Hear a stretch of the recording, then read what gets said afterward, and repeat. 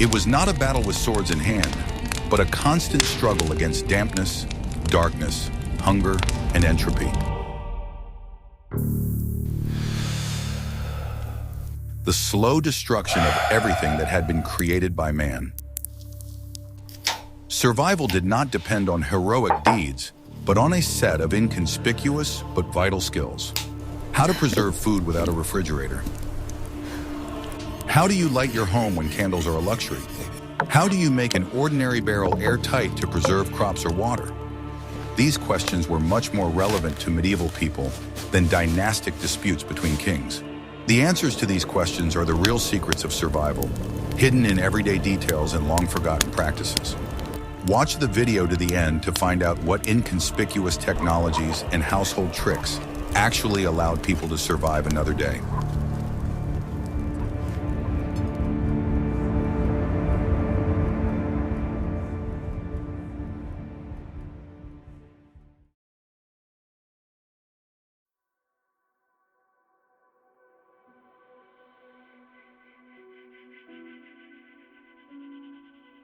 In the modern world, we take light for granted.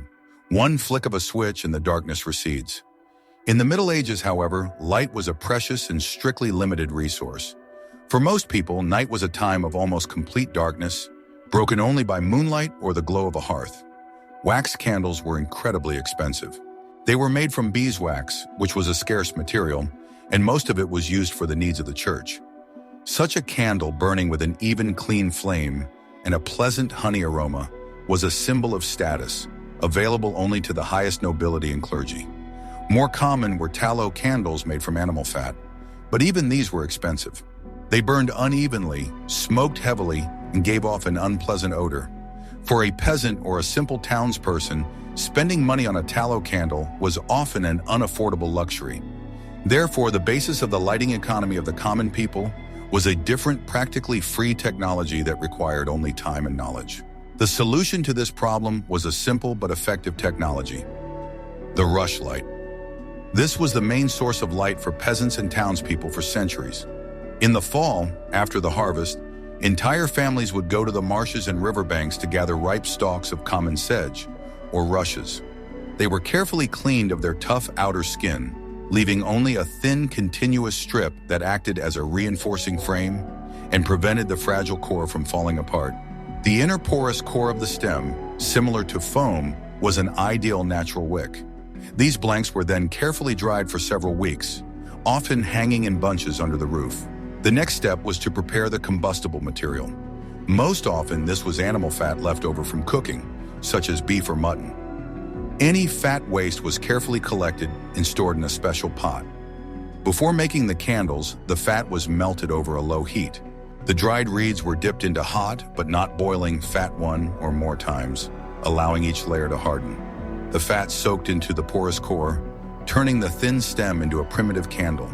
The finished rush lights were fragile and were stored in the special dry boxes.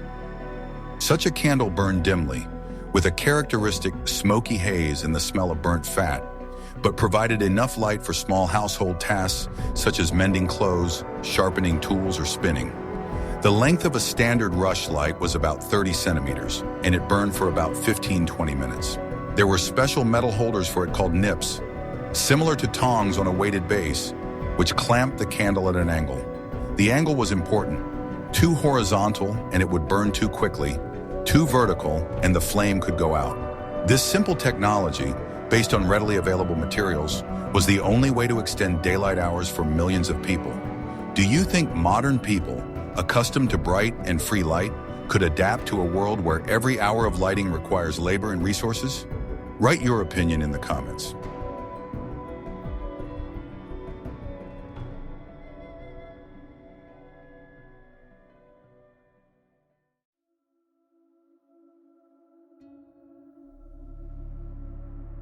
We are used to thinking of a barrel as a simple wooden container. In the Middle Ages, however, a well-made barrel was a model of high technology, no less complex and important than a good sword or plow. The economy, logistics, and ultimately survival depended directly on the quality of barrels. In a world without plastic, industrial glass, and stainless steel, barrels were the universal module for storing and transporting almost everything. The profession of cooper was extremely respected. Master coopers formed powerful guilds that strictly guarded the secrets of their craft, and it took many years to train an apprentice. Barrels were used to store water, wine, ale, honey, salted fish, meat, grain, flour, gunpowder, nails, and even documents. Their secret lay in their ability to be completely airtight, retaining liquids and protecting the contents from moisture. The art of barrel making, cooperage, was both a carpentry and an engineering skill. The process began with selecting the right wood. Oak was most commonly used due to its strength, density, and high tannin content, which acted as a natural preservative. The wood for barrels was not sawn but split along the grain. This process, known as riving, preserved the natural capillary structure of the wood, medullary rays, intact, making the staves, the planks that make up the barrel, much stronger and less permeable to water. The staves were dried in the open air for several years, after which they were carefully trimmed to give them a complex convex-concave shape. Then the assembly began. The staves were held together with temporary hoops, and a brazier with coals was placed inside. Under the influence of heat and steam, the wood became pliable. This firing process not only softened the wood, but also caramelized the sugars on its inner surface, giving the wine or whiskey its characteristic notes of vanilla and spices. Then, using a winch or a system of levers, the craftsman slowly pulled the staves together, giving the barrel its characteristic pot-bellied shape. Not a drop of glue was used. The tightness was achieved solely by the precise fitting of the parts. A good cooper could make a barrel so tight that it could store wine for decades without leaking a drop. This technology made it possible to trade liquid goods over vast distances and create food reserves that could save a city during a siege or a village during a famine. But how were foods that could not simply be poured into liquid stored?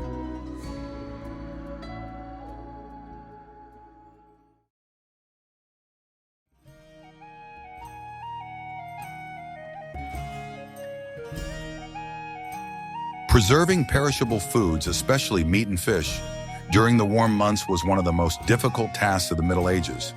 Without refrigerators, any fresh provisions would spoil in a matter of days. Salting, smoking, and drying were the main methods, but they altered the taste of the food and were not suitable for everything. The problem was particularly acute in late spring and early summer, the hungry season, when winter supplies of pickles were running low and the new harvest was not yet ripe. The ability to preserve fresh food during this period was not just a luxury, but a strategic advantage. In the richest castles and monasteries, there was an amazing technology that allowed them to use cold even in the middle of summer. The ice house. This was not just a basement room, but a complex engineering structure that worked on the principles of thermal insulation. Choosing a location for the ice house was the first and most important step. It was always built in the shadiest part of the estate, often dug into the northern slope of a hill so that the earth itself would serve as a natural insulator. The ice house was a deep, often round or conical pit dug into the ground and carefully lined with stone or brick. It could be several meters deep. Insulation was key. The walls were often double, and the space between them was filled with a material with low thermal conductivity, such as charcoal, sawdust, or ballast made of broken stone. The roof of the ice house was usually conical, covered with a thick layer of straw or turf, which also served as excellent heat insulators. The entrance to the ice house was a long, descending corridor, often with several doors that created a system of airlocks, minimizing the inflow of warm air each time it was opened. The process of harvesting ice was a large-scale annual event. In the depths of winter, when ponds, lakes, or specially flooded meadows were covered with thick ice, teams of workers would go out onto the ice.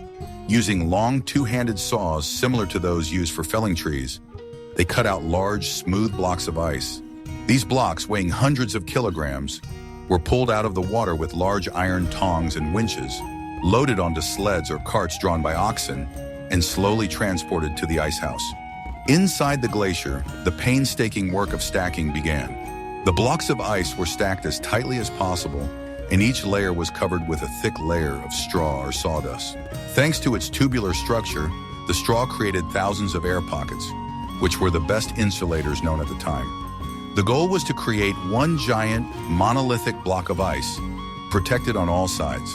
The bottom of the ice house had to have a drainage system, a stone-lined channel that drained meltwater into a special well or away from the structure, as standing water significantly accelerates the melting of the remaining ice. A well-built and properly filled glacier could preserve ice until the following winter. The products in it were not frozen in the modern sense, but rather cooled.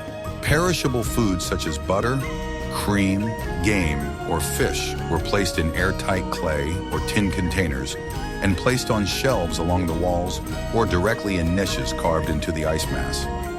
The ice itself, harvested from ponds, was not considered clean enough for consumption. It was used exclusively as a coolant. This was an incredible luxury available only to the wealthiest.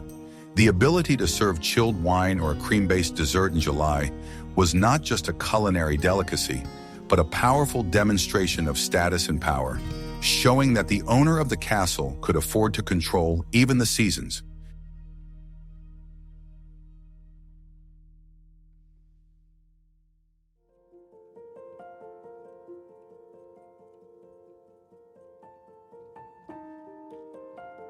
When we talk about medieval clothing, the first thing that comes to mind is coarse wool. Wool was indeed the main material, especially for outerwear, thanks to its warmth and durability. However, beneath the woolen cloaks and tunics lay another, equally important material: linen. Linen fabric was an integral part of medieval life, from peasants to kings, and served an essential hygienic and protective function, acting as a kind of personal climate control system. Flax was produced from the stems of the plant of the same name, Linum usitatissimum. Its cultivation was a complex agro-technical process. Flax quickly depleted the soil, requiring careful crop rotation. It was harvested without mowing, but by pulling it out by the roots so as not to lose a single centimeter of valuable fiber. This was followed by a multi-stage and labor-intensive processing process. First, the flax was soaked in water, in rivers, ponds, or special pits. This process, called retting, allowed bacteria to break down the pectin substances that bound the fibers to the woody part of the stem. The process was accompanied by a strong, unpleasant odor. The flax was then dried and crushed with special wooden brakes, similar to large garlic presses, to break up the fragile woody core. After that, it was scutching, beating the bundles of stems with a flat wooden blade to separate the tough bast. Finally, the most delicate stage began: heckling. The fibers were pulled through several rows of iron combs, from the coarsest and thickest to the finest and thinnest. This allowed the long, silky, and most valuable fibers, line, to be separated from the short and coarse ones, chorito. The long fibers were spun into a thin, strong thread for expensive cloth. The short fibers were used to make sackcloth, ropes, or coarse fabric. Spinning on hand spindles, drop spindles, and later on primitive spinning wheels was almost exclusively a women's occupation, occupying all their free time. Then weavers on vertical or horizontal looms created the fabric.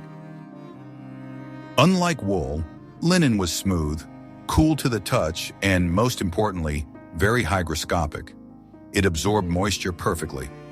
All underwear was made from linen: shirts, undershirts, and breeches.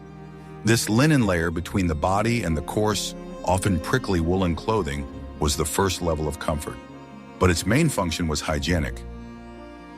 Linen underwear absorbed sweat and skin secretions, protecting expensive outer clothing from dirt. Heavy woolen items were difficult to wash, so they were more often cleaned and aired. Linen shirts, on the other hand, could be boiled with ash, which served as lye, and bleached in the sun. Therefore, even a poor person had several changes of linen shirts. This incredible value and labor-intensive production gave rise to a whole culture of respect for fabric that is completely alien to our modern world. Clothes were not disposable, they were capital. And what did people do when this capital began to wear out?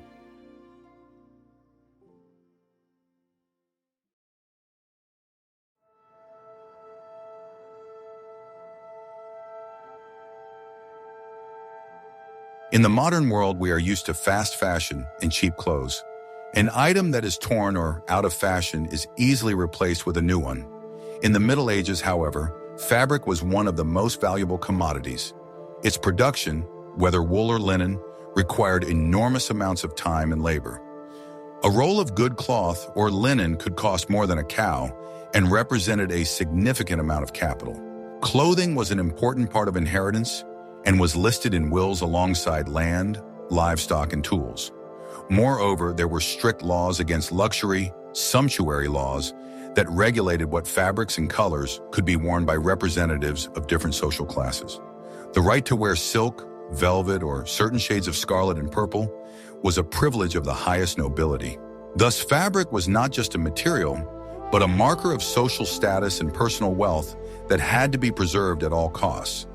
Therefore, any piece of clothing had a very long life, going through many stages of alteration and repair. Throwing away clothes was unthinkable. The first stage was repair. Any hole or tear was immediately sewn up. Needles made of bone, bronze, or steel were valuable tools that were kept in special needle cases. The art of darning was highly developed, allowing not only to close a hole, but also to weave new threads into the fabric structure, strengthening the weakened area. If the fabric was worn through on the elbows or knees, a patch was placed on the spot, often from a piece of another old garment. Over time, an item could be covered with many patches of different colors and textures. When clothes became too tight or went out of fashion, they were not thrown away but carefully unstitched along the seams. The resulting pieces of fabric were washed and sometimes dyed a new color using vegetable dyes.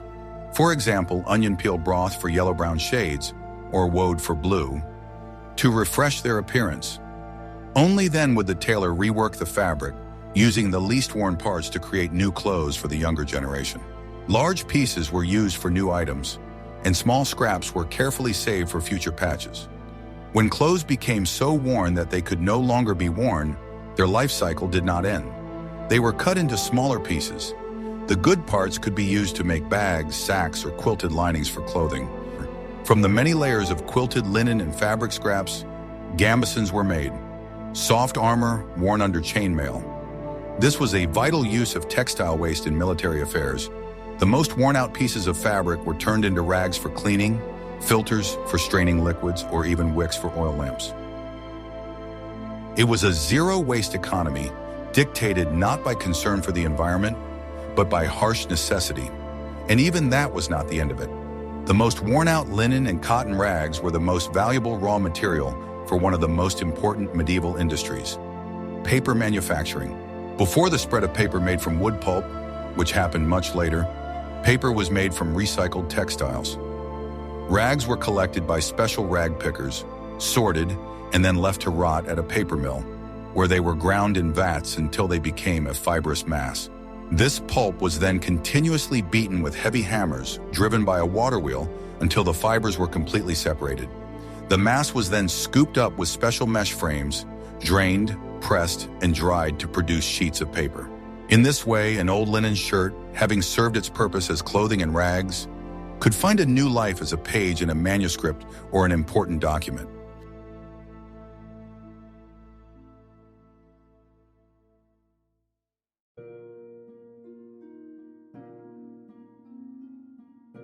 We see medieval castles and cathedrals as eternal stone monoliths, but stone itself is just a collection of blocks. What turns them into a single, strong, and durable structure is mortar. And in the Middle Ages, this technology was far from modern cement. The main binding material was lime mortar, the production and use of which was a real science based on centuries of experience. The basis of the mortar was lime, which was obtained by burning limestone or chalk in special kilns, lime kilns. These kilns, often built on a hillside for ease of loading, were large structures that required a huge amount of firewood and several days of continuous work. At a high temperature of around 900 degrees Celsius, calcium carbonate decomposed, releasing carbon dioxide, and turned into quicklime or calcium oxide. This was an unstable and corrosive substance. To obtain a solution, it was slaked, mixed with water. This process was extremely dangerous. The reaction was violent, releasing large amounts of heat and steam that could cause severe burns. Slaked lime was often produced in special pits, where the resulting lime paste, or pushonka, could mature for months and for particularly important work, such as fresco painting, even for years. The longer the lime matured, the more plastic and of higher quality it became. The resulting slaked lime was mixed with a filler, most often sand and water. Sometimes animal wool or hair was added to the solution for strength as a reinforcing fiber, especially for plastering work. But the main secret of lime mortar was not its strength, but its vapor permeability. Unlike modern cement mortar, which creates a rigid waterproof barrier, lime mortar worked like a sponge. It was porous and allowed the wall to breathe. In rainy weather, it absorbed moisture from the air and stone, and in dry weather, it slowly released it back. Moreover, the process of hardening was very slow. It did not simply dry out, but carbonized. A slow absorption of carbon dioxide from the air, during which it was converted back into calcium carbonate, essentially an artificial stone.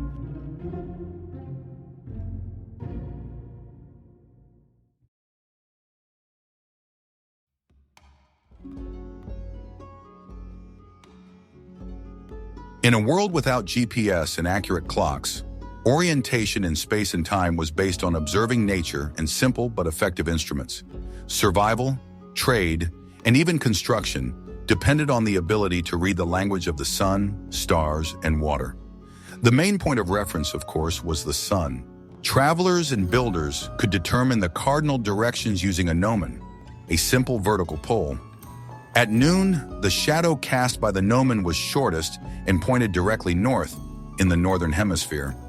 A line drawn perpendicular to this shadow gave the west-east direction. This method allowed buildings to be oriented with sufficient accuracy. For example, the practice of building churches at Orientum, with the altar facing east, was not symbolic but astronomical. The master mason had to determine the direction of the sunrise on the saint's day to whom the temple was dedicated in order to lay the foundation in the correct direction. This was applied astronomy in action. At night, the starry sky was the main assistant.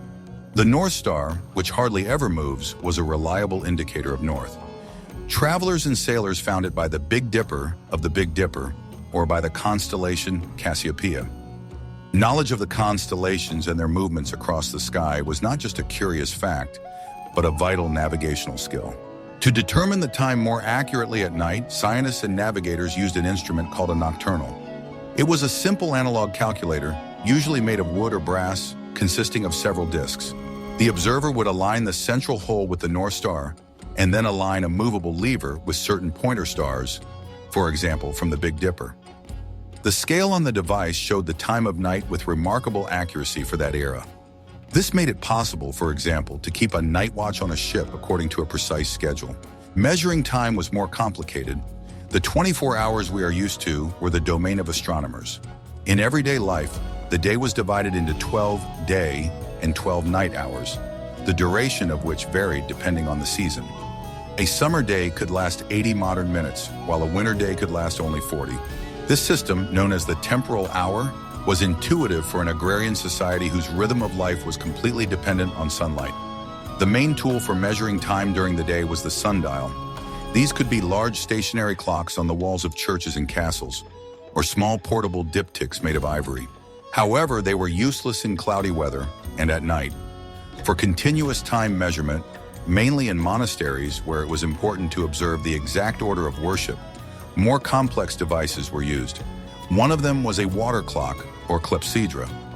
It was a vessel with a small hole from which water flowed out evenly. The water level in the vessel showed how much time had passed.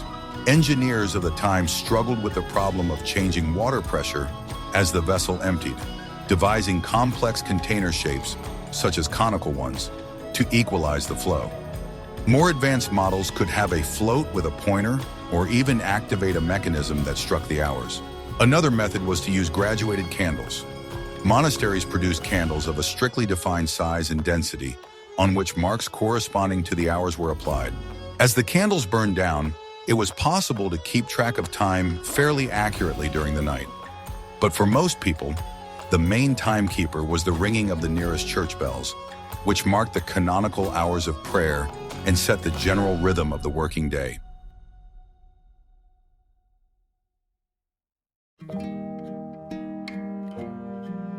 In the era before standardized fasteners, welding, and bolted connections, one of the most important technological skills was the ability to tie the right knots. Rope was a universal material, and a knot was a universal tool for connecting, securing, lifting, and holding almost anything. The strength of a structure, the safety of cargo, and the safety of people depended on the correct choice and execution of a knot. It was a whole applied science, the knowledge of which was passed down from master to apprentice, and was as important an element of the craft as the ability to work with a plane or a hammer. The knot was a kind of software that activated the hardware, the rope itself. Without the right knot, even the strongest rope was useless. The rope itself was the result of a complex manufacturing process. The best ropes were made from hemp fibers, which was valued for its strength and resistance to rot. Flax, nettles, and even twisted strips of leather were also used. The manufacturing process took place in rope walks, long, straight sheds, or simply on open paths, which could be several hundred meters long. The fibers were first spun into yarn, then several strands of yarn were twisted into strands, and 3 or 4 strands were in turn twisted into a rope. At each stage, the direction of twisting was reversed, creating internal tension that prevented the rope from unraveling under load.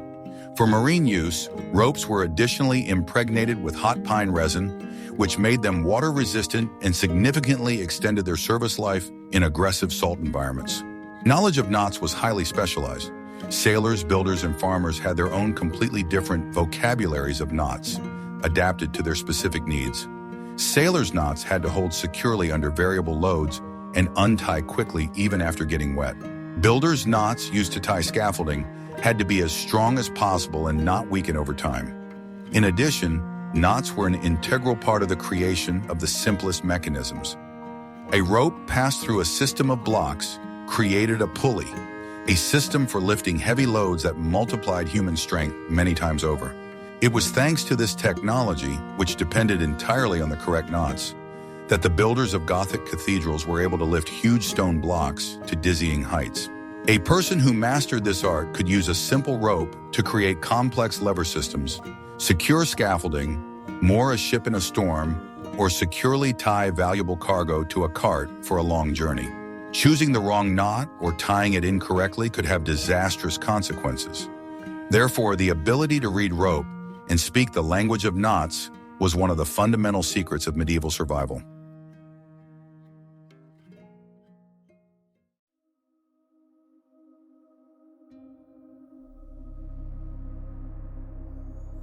Not all medieval buildings were made of stone.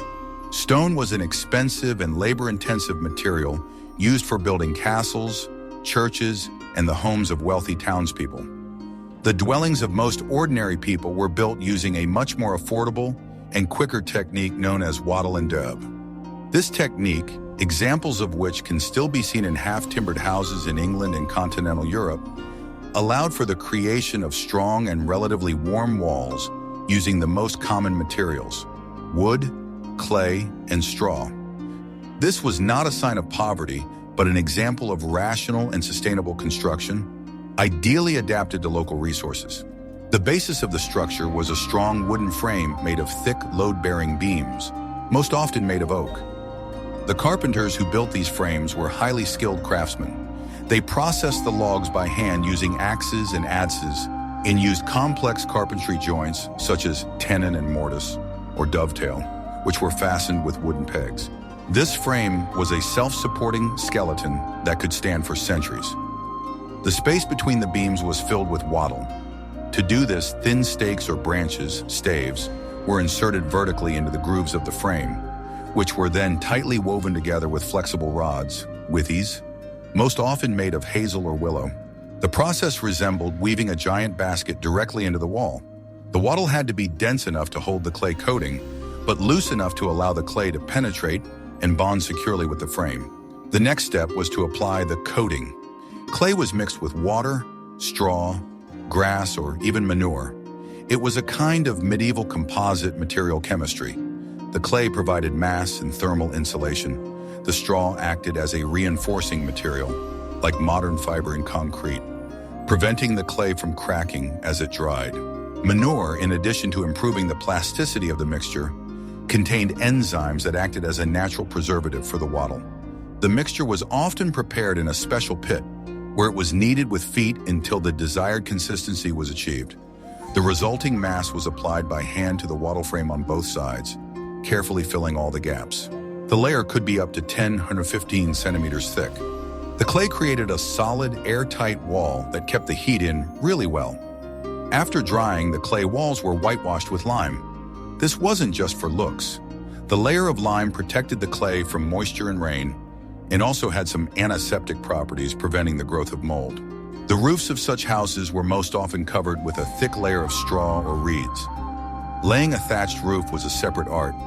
The master roofer laid the straw in dense, overlapping layers, starting from the eaves and moving toward the ridge. Each layer was attached to the roof frame with tarred twine or flexible rods. The finished roof, up to 30 centimeters thick, was completely waterproof and served as an excellent insulator, keeping cool in summer and warm in winter. The wattle and daub technology was quick, cheap, and effective. It allowed an entire village to build or repair houses in a short period of time using only local, readily available materials. It was an example of folk building art that provided basic housing for millions of people.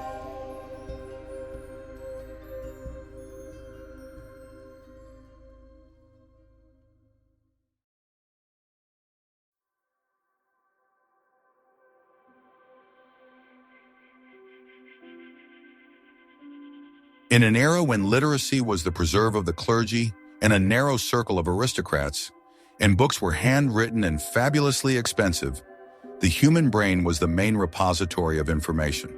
Therefore, the art of memory was not just a useful skill, but a fundamental technology for survival on which society depended. The vast amounts of data that we store on digital media today were stored in the minds of medieval people. Lawyers and judges memorized entire codes of law and precedents.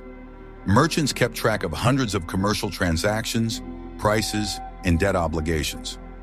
Poets, storytellers, and bards could recite epic poems consisting of tens of thousands of lines, containing the history and mythology of their people for hours on end. But most important of all was everyday, practical memory. Healers and herbalists knew hundreds of plants and their properties, recipes for medicines, and methods of application.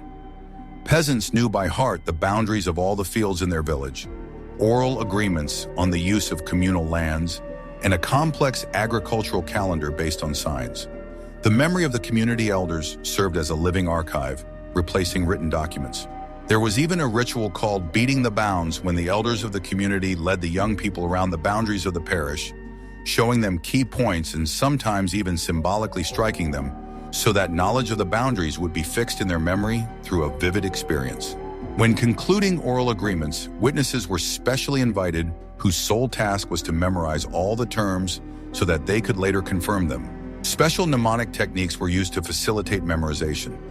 Information was often encoded in the form of poems, songs, or rhyming sayings. Rhymes and rhythms serve as powerful hooks for memory, making it easy to reproduce long sequences of data. For example, the properties of herbs or the sequence of agricultural work were memorized in the form of simple songs.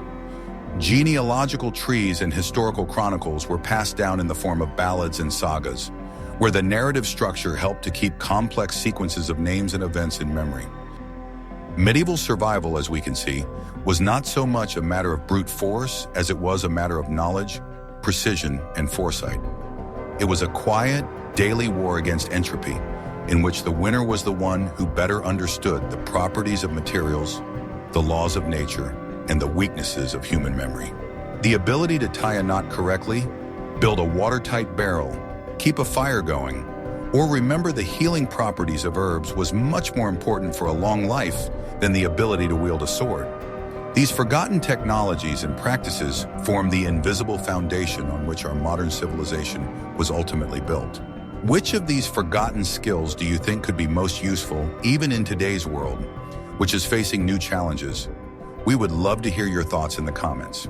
If you are interested in similar in-depth analyses of historical technologies, subscribe to our channel. There are many more obscure topics to come.